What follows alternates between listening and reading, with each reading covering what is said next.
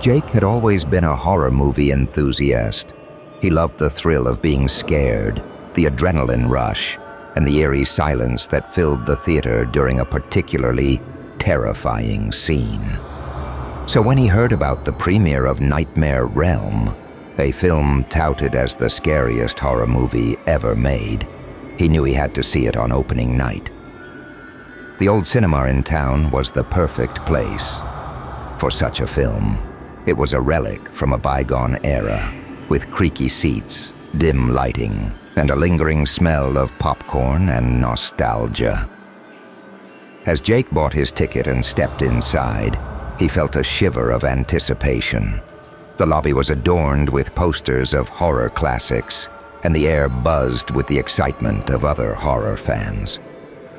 Jake found a seat near the back, perfect for an unobstructed view of the screen.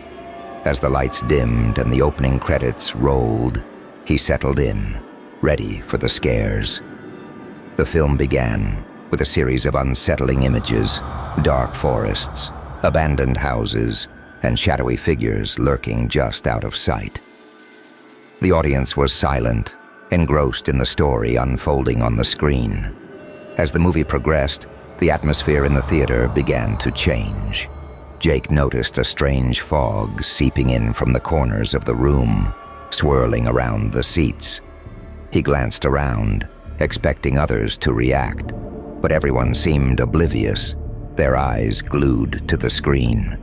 He shrugged it off, thinking it was a special effect for added ambiance. But then the horrors on the screen started to manifest in real life. A scene showed a ghostly figure with hollow eyes emerging from a mirror, and Jake felt a cold breath on the back of his neck. He whipped around, but there was nothing there. His heart pounded as he tried to focus on the movie.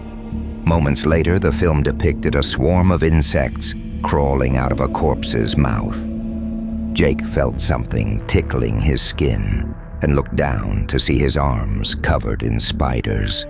He screamed and brushed them off frantically, but they vanished as soon as he touched them. He looked around in panic, but the other patrons remained eerily calm. The film reached its climax with a scene of a haunted house where the walls bled and shadows came to life. Suddenly, the theater's walls began to ooze dark, sticky blood. The shadowy figures from the screen seemed to step out into the aisles, moving closer to the audience. Jake's breath came in short gasps as he realized he was trapped in a nightmare. He bolted from his seat and ran towards the exit, but the doors wouldn't budge. The shadows loomed closer, and the fog thickened, making it hard to see. Jake pounded on the doors, screaming for help, but his voice was swallowed by the oppressive silence. He turned back to the screen, where the haunted house was collapsing in flames, and he felt an unbearable heat surrounding him. Just when he thought he couldn't take it anymore, the screen flickered and went dark. The lights in the theater came on, and the fog, shadows, and blood vanished. The audience slowly rose from their seats, looking dazed and confused.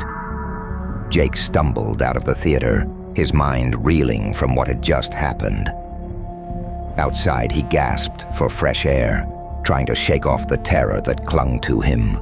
He looked back at the cinema, its facade now eerily silent and still. He vowed never to set foot in that theater again, haunted by the memory of a film that had blurred the line between fiction and reality. And as he walked away, he couldn't shake the feeling that something was still watching him, lurking just out of sight, waiting for the next victim to step into the haunted cinema.